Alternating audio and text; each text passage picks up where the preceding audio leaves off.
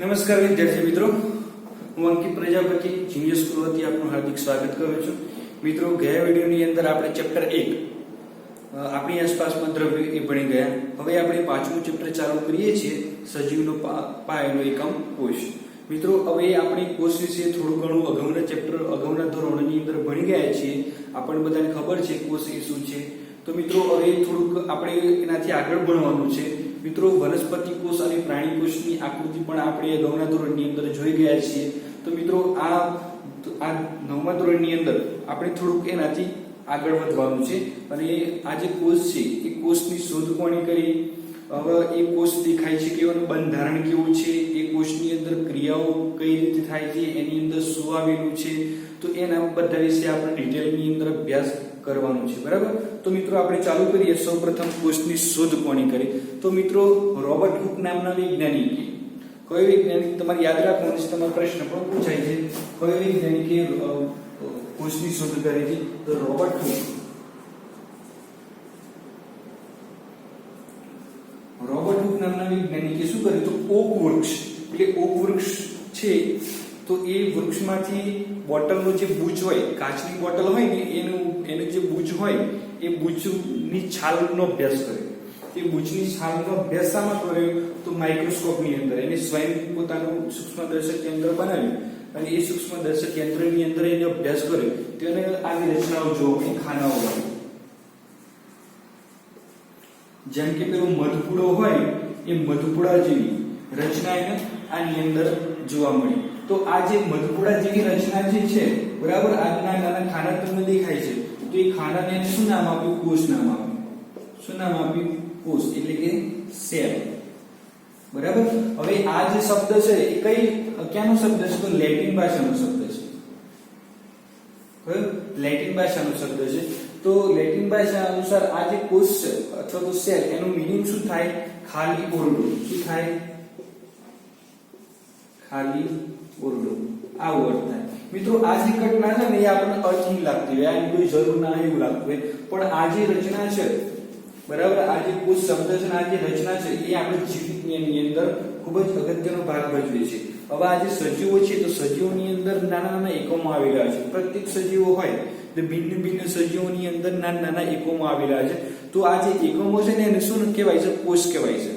તો આ જે કોષ શબ્દ છે એનો જીવવિજ્ઞાનની અંદર ખૂબ જ અગત્યનો ફાળો છે. તો આપણે અગાઉ એના વિશે ભણી ગયા છીએ. બરાબર? હવે આપણે એનાથી આગળ વધીએ.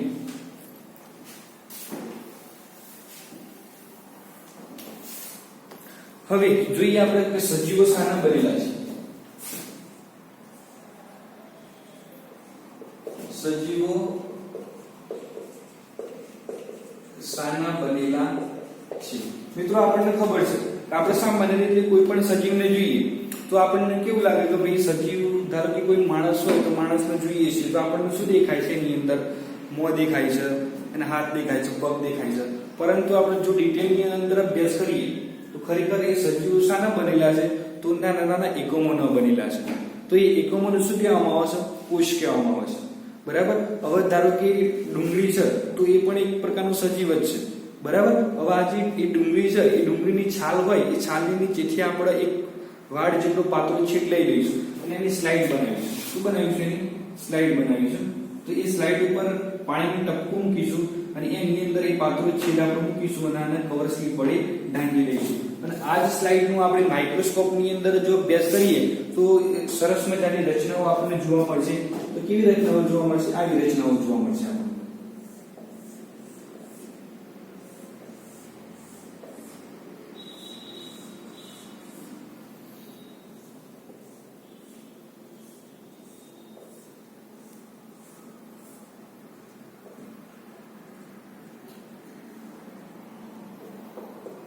બરાબર? તો માઇક્રોસ્કોપની અંદર આ સ્લાઇડનું અવલોકન કરીશું તો તમને આવી રચનાઓ જોવા મળશે. તો આ જે પ્રત્યેક રચના છે, પ્રત્યેક જે ખાનું છે, એ ખાનું શું કહેવામાં આવે છે? કોષ કહેવામાં આવે. શું કહેવાય? કોષ કહેવાય. અને આ જે ટપકા ટપકા તમને દેખાય છે એ ટપકાનું શું કહેવામાં આવે છે? કોષ કેન્દ્ર કહેવાય છે. શું કહેવાય એને? કોષ કેન્દ્ર. તો મિત્રો, આ જે ડુંગળી છે તો ડુંગળી આવા અસંખ્ય ખાનાઓ એટલે કે એકમોથી બનેલી છે જેને કોષ કહેવામાં આવે છે. તો તમને ખબર પડી ગઈ હશે કે ખરેખર આ જે ડુંગળી છે એ શાની બનેલી છે?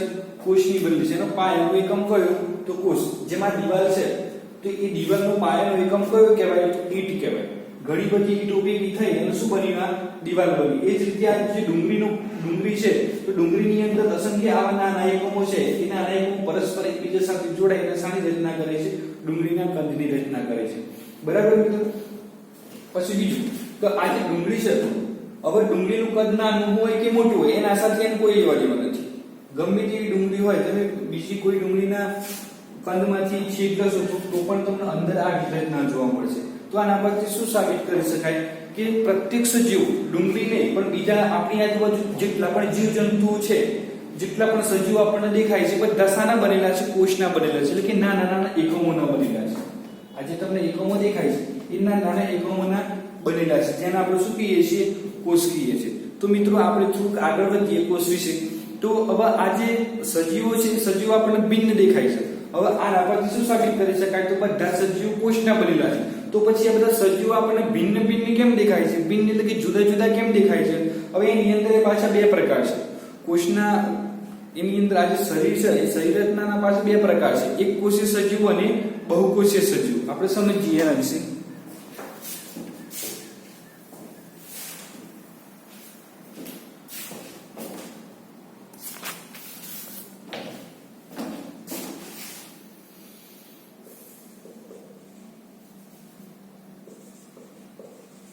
સજીવો તો સજીવો છે ને બે પ્રકારના છે. એક કોષીય સજીવો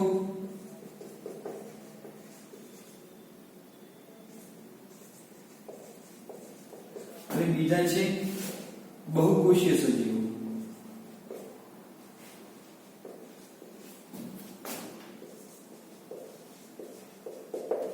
બરાબર? હવે આ જે એક કોષીય સજીવો છે તો એક કોષીય સજીવોમાં કોણ આવે? તો અમીબા છે, પેરામીશિયમ છે. બરાબર? આ બધા સજીવો શેમાં આવે? એક કોષીય સજીવની અંદર આવે. પછી આ બહુકોષીય સજીવો છે તો બહુકોષીય સજીવોમાં પણ આવે મનુષ્ય સહિતના પ્રાણીઓ. મનુષ્ય સહિતના પ્રાણીઓ. પછી બીજું વનસ્પતિ. વનસ્પતિમાં બધી વનસ્પતિ ના આવે. મોટા ભાગની વનસ્પતિ બહુકોષીય હોય છે અને કેટલીક શું આવે છે? બહુકોષીયની અંદર આવે. હવે મિત્રો એકકોષી અને બહુકોષી એ બંનેની અંદર ભિન્નતા શું છે? બંનેની અંદર ફરક શું છે? તો આ જે તમને દેખાય છે એક કોષ સજીવની અંદર, તો આની અંદર ફક્ત એક જ કોષ હોય છે. શું હોય છે? એક જ કોષ. જ્યારે બહુકોષીય હોય છે, બહુકોષીય સજીવોની અંદર અસંખ્ય કોષ હોય છે. બરાબર? હવે આ જે એક કોષીય સજીવ છે અમીબા પેરામીશિયમ, એની અંદર ફક્ત એક જ કોષ હોય. હવે એક જ કોષ બધા જ કાર્ય કરે છે. આની અંદર શ્રમ વિભાજન જોવા, આમ તો કોષની અંદર શ્રમ વિભાજન જોવા મળે છે. કોષની અંદર નાની અંગિકાઓ હોય તો એ જે અંગિકાઓ છે ને એ શું કરે છે? બધા કાર્યો કરે છે. કોષની અંદર જે કાર્યો અમીબાને જીવંત રહેવા માટે જે કાર્યો હોય તો એ કાર્યો કોણ કરે છે? એક જ કોષ. જેમ કે ખોરાકના પાચનની ક્રિયા, પછી ઉત્સર્જનની ક્રિયા, ખોરાક મેળવવાની ક્રિયા, પાણી મેળવવાની ક્રિયા, ઓક્સિજન મેળવવાની ક્રિયા એ કોણ કરે છે? એક જ કોષ કરે છે. જ્યારે બહુકોષીય સજીવોની અંદર એવું નથી. બહુકોષીય સજીવોની અંદર કેવું છે? તો ઘણા બધા કોષો ભેગા થાય છે. બરાબર? ઘણા બધા કોષો ભેગા થઈ અને શાની રચના કરે છે? પેશીની રચના કરે છે. પેશીઓ શાની રચના કરે છે? અંગની રચના કરે છે. અને અંગો બધા ભેગા થઈને શરીરની રચના કરે છે. તો આ ફરક એકકોષીય અને બહુકોષીય સજીવની અંદર છે. બરાબર મિત્રો? આટલું સમજી આપણે જોયું. હવે આપણે જોઈએ કોષનું બંધારણ. તો એક્ઝેક્ટલી કોષનું બંધારણ કેવું છે? એક જ કોષનું બંધારણ, એક જ કોષ આપણે લઈએ છીએ, એ કોષને આપણે આખું બંધારણ જોઈએ છે. પ્રાણી કોષ કેવો હોય છે અને વનસ્પતિ કોષ કેવો હોય છે જોઈએ.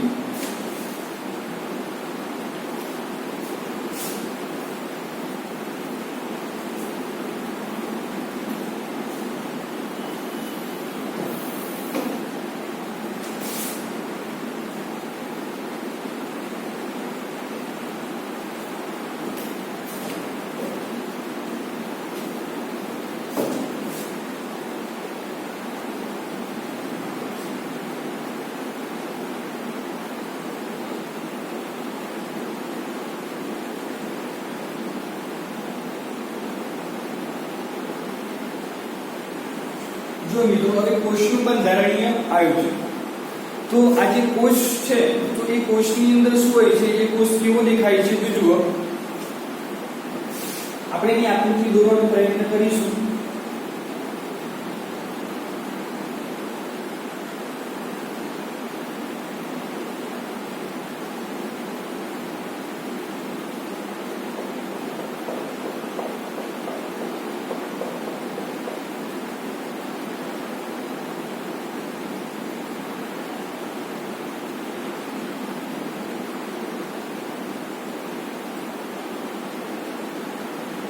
મિત્રો આ છે કોષ, બરાબર. હવે આ જે તમને દેખાય છે લાઈન, એને શું કહેવામાં આવે છે? કોષરસ પટલ કહેવાય. શું કહેવાય?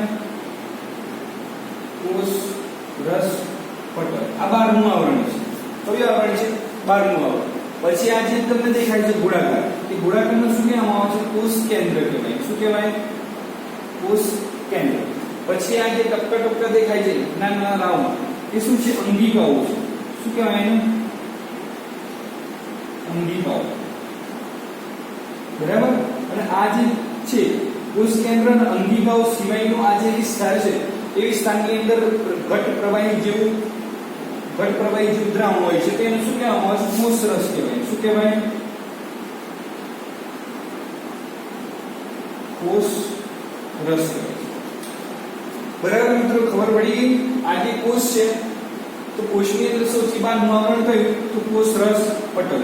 આ જે કોષરસ પટલ છે એ કોષને બહારના પર્યાવરણથી અલગ પાડે છે. શું કરે છે? આ બહારનું જે પર્યાવરણ છે એ પર્યાવરણથી શું કરે છે? અલગ પાડે છે. પછી બીજું છે કોષ કેન્દ્ર. યાદ રાખવાનું, આ જે કોષ કેન્દ્ર હોય ને ગોળાકાર કાય મધ્યની અંદર હોય છે એને શું કહેવામાં આવે છે? કોષ કેન્દ્ર કહેવામાં આવે છે. મિત્રો આ ખૂબ જ અગત્યનું કાર્ય છે કોષ કેન્દ્રનું, એ આપણે આગળ ભણીશું. પછી આ જે તમને ટપકા ટપકા દેખાય છે એને શું કહેવામાં આવે છે? અંગિકાઓ. તો અંગિકાઓ પણ એમનું પણ ખૂબ જ અગત્યનું કાર્ય છે. એ અંગિકાઓ કઈ કઈ છે એ આપણે આગળ જોઈશું. પછી બીજું આ જે અંગિકાઓ અને કોષ કેન્દ્ર સિવાયનું આ જે વિસ્તાર છે એને શું કહેવામાં આવે છે? કોષ રસ કહેવામાં આવે છે. મિત્રો આ જે કોષ છે, બરાબર, આ તો જો કે પ્રાણી કોષ થયું, પણ વનસ્પતિ કોષની અંદર વધારાનું એક આવરણ હોય છે કે એ આવરણને શું કહેવામાં આવે છે? કોષ દિવાલ કહેવામાં આવે છે. પ્રાણી કોષની અંદર આ આવરણ હોતું નથી. આ જે પ્રાણી કોષ હોય એટલે કે આપણે બધા એની અંદર, આપણી અંદર આ આવરણ ના હોય. આપણી અંદર શું હોય? કોષરસ પટલથી ડાયરેક્ટ ચાલુ થાય. પરંતુ વનસ્પતિની અંદર વધારાનું આવરણ હોય છે, તો એ આવરણને શું કહેવામાં આવે છે? કોષ દિવાલ કહેવાય. શું કહેવાય એને? કોષ દિવાલ. ઓકે, તો આ જે છે કોષનું બંધારણ. હવે આ કોષનું બંધારણ જોયું આપણે. હવે આગળ આપણે શું જોઈશું? તો કોષરસ પટલ વિશે જોઈશું, પછી કોષ કેન્દ્ર વિશે જોઈશું, પછી કોષ દિવાલ વિશે જોઈશું, અંગિકાઓ વિશે. આ બધા વિશે આપણે ડિટેલની અંદર અભ્યાસ કરીશું. તો સૌપ્રથમ આપણે કોષરસ પટલ, આ જે કોષરસ પટલ છે ને એની લાક્ષણિકતાઓ જોઈ લઈએ. મિત્રો આ આકૃતિનો ફોટો તમે લઈ લેજો અને એ આકૃતિ દોરી રાખજો. આ કોષનું બંધારણ સમજવામાં ખૂબ ઉપયોગી રહેશે તમને.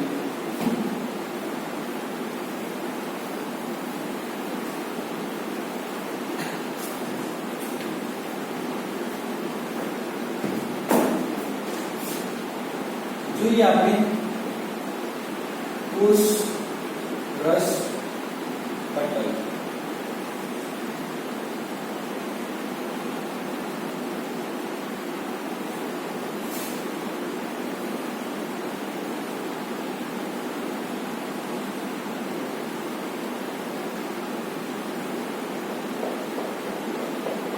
મિત્રો આ નાની આકૃતિ દોરીશ મેં.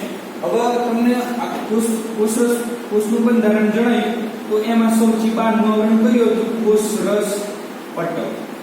બરાબર. હવે આ જે કોષરસ પટલ છે તેનું કાર્ય શું છે? તો આ જે કોષ છે એનું શું કરે છે? બાહ્ય પર્યાવરણથી એને અલગ કરે છે. પછી બીજું આ જે કોષરસ પટલની ખૂબ જ અગત્યની લાક્ષણિકતા છે એને પસંદગીમાન પ્રવેશશીલ પટલ કહેવાય છે. શું કહેવાય છે? પસંદગીમાન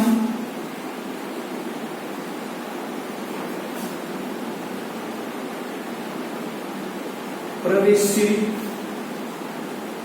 પટલ કહેવાય છે. હવે આને પસંદગીમાન પ્રવેશશીલ પટલ કેમ કહેવાય છે? કેમ કે આ કોષરસ પટલ છે એ અમુક દ્રવ્યને બહાર જવાની અને અંદર આવવાની પરમિશન આપે છે. શું કરે છે?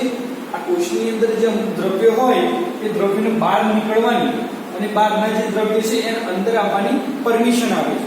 પછી બીજું કે આ જે કોષરસ પટલ છે એ શું કરે છે, અમુક દ્રવ્યને કોષની અંદર પ્રવેશતા અવરોધે છે. શું કરે છે, કોષરસ પટલ બહારના અમુક દ્રવ્યો હોય તે અમુક દ્રવ્યને કોષની અંદર પ્રવેશતા અવરોધે છે, માટે એને પસંદગીમાન પ્રવેશશીલ પટલ કહેવાય છે. બરાબર. જેમ કે ઓક્સિજન અને કાર્બન ડાયોક્સાઇડ છે. ઓક્સિજન છે તો ઓક્સિજનનું આ કોષની અંદર જે ક્રિયાઓ છે એ ક્રિયાઓ માટે ઓક્સિજન જરૂરી છે. તે ઓક્સિજનને શું કરે છે, આ કોષરસ પટલ અંદર આવવા દે છે. પછી બીજું કે ક્રિયાઓ દરમિયાન જે કાર્બન ડાયોક્સાઇડ છૂટો પડે એ કાર્બન ડાયોક્સાઇડ વધી જાય એટલે શું, કાર્બન ડાયોક્સાઇડ એક પ્રકારનો ઉત્સર્ગ પદાર્થ કહેવાય છે. એ ઉત્સર્ગ પદાર્થનો બહાર નિકાલ થવો જરૂરી છે. તો આ જે કોષરસ પટલ છે એને બહાર નીકળવા માટે બહાર નીકળવાની પરમિશન આપે છે.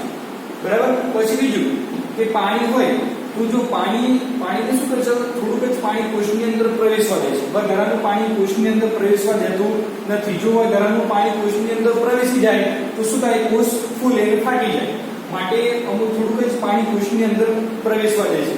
તો માટે શું કહેવામાં આવે છે, પસંદગીમાં પ્રવેશશીલ પટલ કહેવામાં આવે છે. હવે મિત્રો આપણને પ્રશ્ન થાય કે આ જે કોષરસ પટલ છે તે કાર્બન ડાયોક્સાઇડ અને ઓક્સિજન એનો વિનિમય કઈ રીતે કરે છે, એટલે કે ઓક્સિજન અંદર કઈ રીતે પ્રવેશવા દે છે અને કાર્બન ડાયોક્સાઇડ બહાર કઈ રીતે નીકળવા દે છે.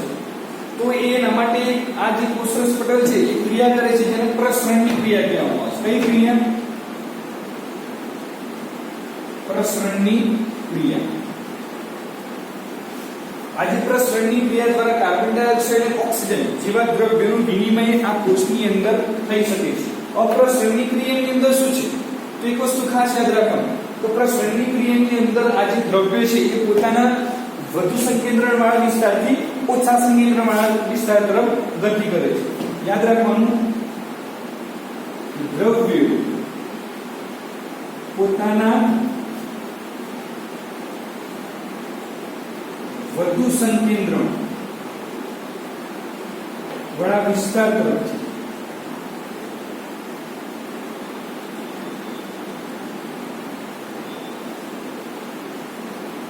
ઓછા સંકેન્દ્રણ વાળા વિસ્તાર તરફ ગતિ કરે છે. ઓકે. યાદ રાખવાની પ્રસરણની ક્રિયાની અંદર અગાઉ આપણા પ્રસરણની ક્રિયા ભણી ગયા છીએ, પરંતુ ફરી તમારે ખાસ યાદ રાખવાનું કે પ્રસરણની ક્રિયાની અંદર શું થાય છે, તો આ જે દ્રવ્ય છે શું કરે છે, પોતાના વધુ સંકેન્દ્રણ વિસ્તાર તરફથી ઓછા સંકેન્દ્રણ વિસ્તાર તરફ ગતિ કરે છે. એટલે ટૂંકમાં તમારે યાદ રાખવાનું વધુથી ઓછા. આ ફોર્મ્યુલા તમારે યાદ રાખવાનું. બરાબર. એકવાર ફરી પ્રસરણની ક્રિયાની અંદર શું થાય છે, દ્રવ્યો પોતાના વધુ સંકેન્દ્રવાળા વિસ્તાર તરફથી ઓછા સંકેન્દ્રવાળા વિસ્તાર તરફ ગતિ કરે છે. હવે આપણે જોઈએ કે ઓક્સિજનનું વિનિમય આ કોષની અંદર કઈ રીતે થાય છે. તો જ્યારે આ કોષની અંદર કાર્બન ડાયોક્સાઇડનું પ્રમાણ વધી જાય, શાનું પ્રમાણ વધી જાય, કાર્બન ડાયોક્સાઇડનું પ્રમાણ વધી જાય, CO2 વધુ હોય અને બહાર આની સરખામણીમાં બહાર CO2 કેવો હોય, ઓછો હોય, તો ત્યારે આપણે આ ફોર્મ્યુલા યાદ કરવાનું, વધુથી ઓછા તરફ. શું થાય, વધુથી ઓછા તરફ એટલે કાર્બન ડાયોક્સાઇડ ક્યાં નીકળશે, પટલની બહાર નીકળશે. તો આ જે ક્રિયા થઈ એ ક્રિયાને શું કહેવામાં આવે છે, પ્રસરણની ક્રિયા કહેવાય. શું કહેવાય એને, પ્રસરણની ક્રિયા કહેવાય. ખબર પડે છે મિત્રો, કોષની અંદર જો CO2 નું સંકેન્દ્રણ વધી જાય અને બહાર આની સરખામણીમાં કોષની બહાર CO2 નું સંકેન્દ્રણ એટલે કે કાર્બન ડાયોક્સાઇડ નું સંકેન્દ્રણ ઓછું હોય તો શું થશે, કાર્બન ડાયોક્સાઇડ અંદરથી બહાર તરફ ગતિ કરશે. હવે એ જ રીતે આપણે ઓક્સિજન નું જોઈએ તો એ દરમિયાન શું થાય છે, ઓક્સિજન પણ એ રીતે પ્રસરણની ક્રિયા દ્વારા અંદર પ્રવેશે. ધારો કે O2 નું પ્રમાણ અહીં ઓછું છે, O2 નું પ્રમાણ કેવું છે, ઓછું છે, બહાર O2 નું પ્રમાણ વધારે છે, બહાર O2 નું પ્રમાણ કેવું છે, વધારે છે. તો આપણે આ ફોર્મ્યુલા યાદ કરવાનો, વધુથી ઓછા તરફ. બરાબર. તો આ ક્રિયા થઈ ગઈ પ્રસરણની ક્રિયા થઈ. ઓકે. તો આ રીતે કાર્બન ડાયોક્સાઇડ બહાર જાય છે, ઓક્સિજન અંદર પ્રવેશે છે. તો આ રીતે કોષરસ પટલ એ શું કરે છે, અમુક દ્રવ્યને કોષની બહાર જવા દે છે અને અમુક દ્રવ્યને કોષની અંદર આવવા દે છે. માટે એને શું કહેવામાં આવે છે, પસંદગીમાં પ્રવેશશીલ પટલ કહેવામાં આવે છે. બરાબર. તો મિત્રો આના વિશે આપણે જોયું. હવે બીજું કે કોષ પાણી કઈ રીતે મેળવે છે, તો પાણી પણ શું કરે છે, પ્રસરણના નિયમન અનુસરે છે. આ જે કોષરસ પટલ છે એ પાણી કઈ રીતે મેળવે છે, તો પાણી મેળવવા માટે પણ એ શું કરે છે, પ્રસરણના નિયમન અનુસરે છે. તો પાણી કઈ રીતે મેળવે છે, તો પાણી પણ એ જ પાણી પોતાના વધુ સંકેન્દ્રણ અવિસ્તાર તરફથી ઓછા સંકેન્દ્રણ અવિસ્તાર તરફ ગતિ કરે છે. બરાબર. તો એ જે ક્રિયા છે એને શું કહેવામાં આવે છે, આશ્રુતિ કહેવામાં આવે છે. શું કહેવામાં આવે છે, આશ્રુતિની ક્રિયા. આ ખાસ યાદ રાખજો મિત્રો.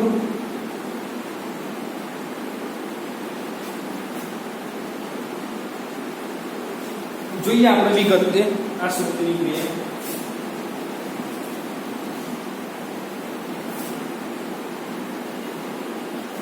મિત્રો કોષની અંદર પાણી કેવી રીતે પ્રવેશે છે એ પણ પ્રસરણના નિયમો અનુસરે છે.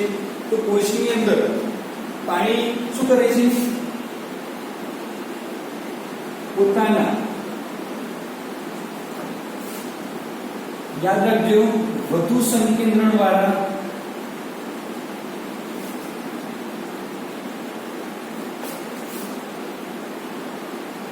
વિસ્તારથી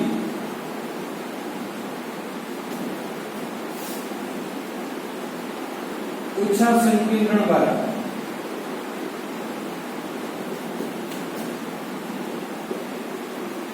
વિસ્તાર તરફ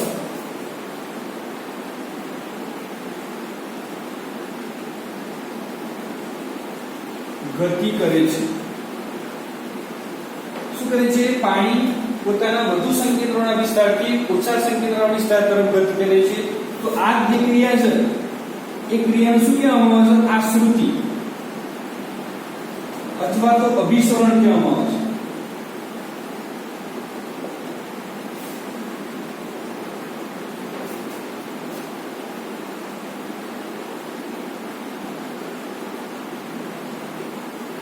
શું કહેવાય, આશ્રુતિ અથવા તો અભિસરણ કહેવામાં આવે છે. તો આ જે પાણી છે, બરાબર, એ પાણી શું કરે છે, વધુ સંકેન્દ્રના વિસ્તાર તરફથી ઓછા સંકેન્દ્ર પર કોના દ્વારા, વચ્ચે શું છે, અર્ધપારગમ્ય પડતું. ધારો કે આ બીકર છે,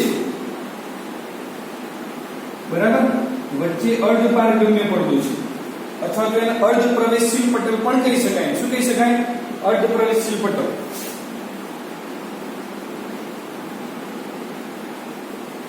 અર્ધ પ્રવેશશીલ પટલ અથવા તો એને અર્ધ પારગમ્ય પડતું.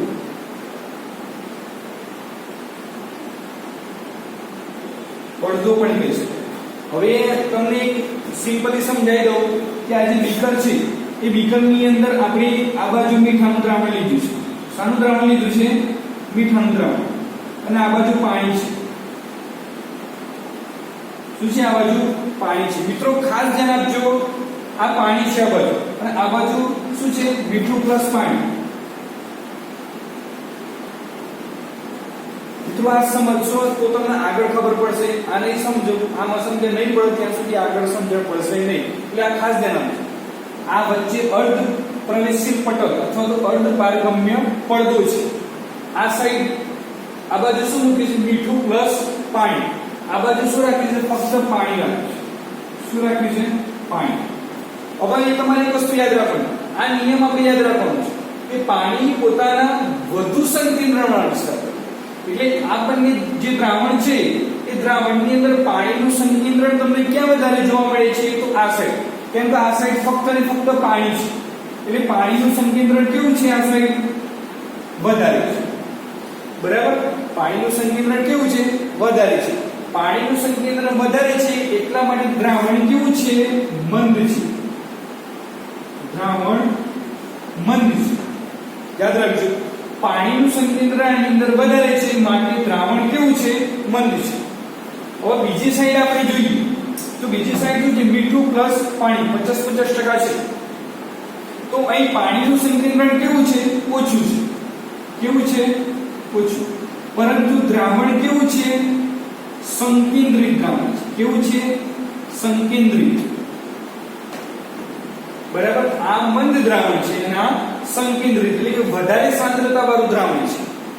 તો આ જે નિયમ છે એ નિયમ પ્રમાણે આપણે જોઈએ તો પાણી પોતાના વધુ સંકેન્દ્રવાળા વિસ્તાર એટલે અહીં સંકેન્દ્રણ એનું વધારે છે, ઓછા સંકેન્દ્રણ એટલે ઓછું સંકેન્દ્રણ ક્યાં છે બરાબર વિસ્તાર તરફ ગતિ કરે છે. આ પ્રક્રિયાને આશ્રુતિ કહે છે. તો પાણી ક્યાં ગતિ કરશે? આ સાઈડ ગતિ કરશે.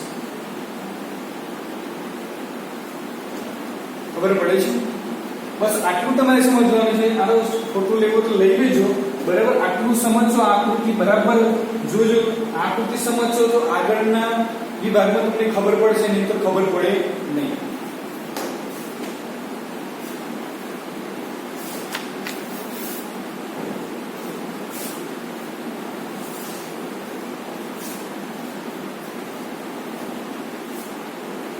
તો મિત્રો આગળ જોઈએ.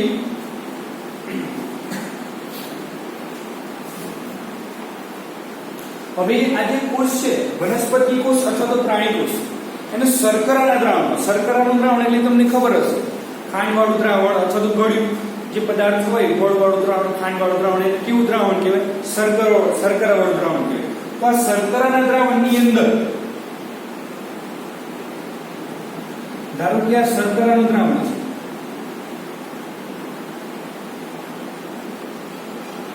શર્કરાનું દ્રાવણ અથવા તો ક્ષારનું દ્રાવણ. કેવું દ્રાવણ? ક્ષારનું દ્રાવણ. એ દ્રાવણ આપણે આની અંદર લઈશું.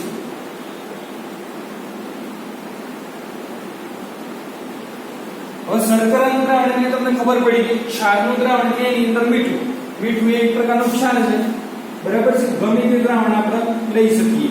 આપણે શર્કરાનું દ્રાવણ રાખીએ બરાબર. શર્કરાનું દ્રાવણ લીધું આપણે. હવે આની અંદર આપણે વનસ્પતિ કોષ અથવા તો પ્રાણી કોષ ગમે તે કોષના આની અંદર મૂકીશું તો શું થશે? ધારો કે આપણે અહીં શું કર્યું? આપણે એક કોષ મૂક્યો બરાબર. હવે ખાસ ધ્યાન આપો. અગાઉ મેં તમને આકૃતિ બતાવી અર્ધપારગમ્ય પડદા વાળી આ શ્રુતિની ક્રિયા સમજાવી. તો એ જ ક્રિયા અહીં સમજવાની છે. હવે આ મેં ધારો કે પ્રાણી કોષાની અંદર મૂક્યું બરાબર. તો પ્રાણી કોષાની અંદર મૂક્યો તો પરિસ્થિતિ શું સર્જાશે? હવે જો બહાર એટલે કોષની ફરતી અથવા તો કોષની આસપાસ પાણીનું સંકેન્દ્રણ વધારે હોય, શું હોય? પાણીનું સંકેન્દ્રણ વધારે હોય એટલે કે આ જે કોષની આજુબાજુ શું પાણીનું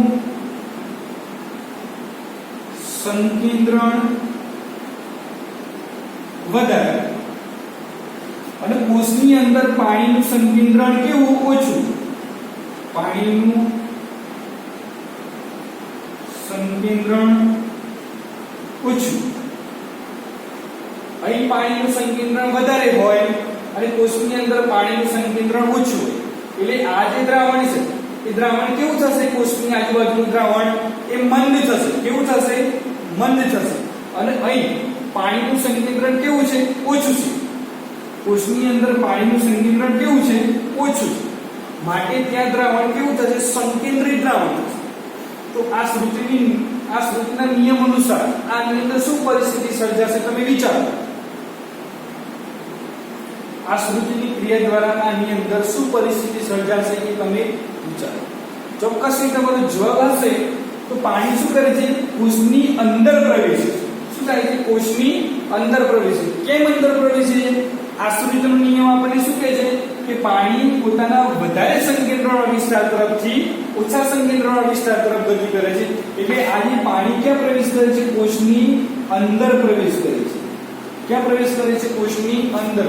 તો આ પ્રકારના દ્રાવણને શું કહેવામાં આવે છે? આઇસોટોનિક દ્રાવણ કહેવામાં આવે છે. શું કહેવામાં આવે છે?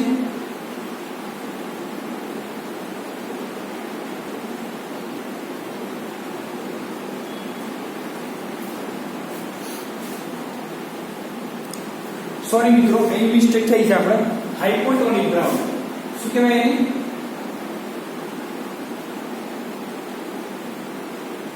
હાઇપોટોનિક દ્રાવણ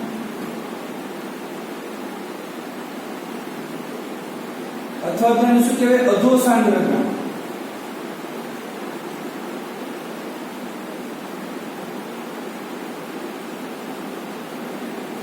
શું કહેવાય એને?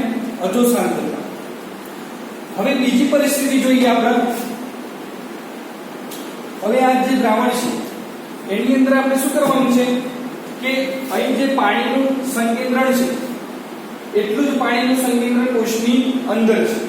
એટલે કે પાણીનું સંકેન્દ્રણ કેવું છે? બંનેની અંદર સરખું છે.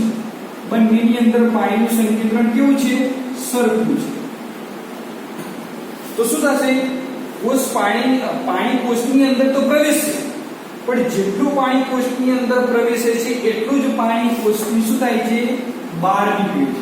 શું થાય છે? બહાર નીકળે છે. તો આ પ્રકારના દ્રાવણને શું કહેવામાં આવે છે? સમસાંદ્ર દ્રાવણ કહેવામાં આવે છે. શું કહેવામાં આવે છે? સમસાંદ્ર એટલે કે સમાન સાંદ્રતા ધરાવતું દ્રાવણ. એવા દ્રાવણને આઇસોટોનિક દ્રાવણ અથવા તો સમસાંદ્ર દ્રાવણ કહેવામાં આવે. શું કહેવાય એને? આઇસોટોનિક દ્રાવણ અથવા તો શું કહેવાય એને? સમસાંદ્ર દ્રાવણ. બરાબર. હવે ત્રીજી પરિસ્થિતિનો વિચાર કરીએ તો ત્રીજી પરિસ્થિતિની અંદર જો કોષની આજુબાજુ એટલે કોષની ફરતી પાણીનું સંકેન્દ્રણ કેવું હોય? ઓછું હોય. કેવું હોય? ઓછું હોય. અને કોષની અંદર પાણીનું સંકેન્દ્રણ કેવું હોય? વધુ હોય. હવે કોષની આજુબાજુ પાણીનું સંકેન્દ્રણ ઓછું હોય એટલે ત્યાં દ્રાવણ કેવું થયું? મંદ થયું. કેવું થયું? મંદ. અને કોષની અંદર પાણીનું સંકેન્દ્રણ વધારે છે. કેવું છે? કોષની અંદર પાણીનું સંકેન્દ્રણ વધારે છે એટલે અહીં કોષની અંદર દ્રાવણ કેવું થયું? મંદ થયું. અને કોષની બહાર દ્રાવણ કેવું થયું? ઓછું સંકેન્દ્રિત. વધારે સંકેન્દ્રિત.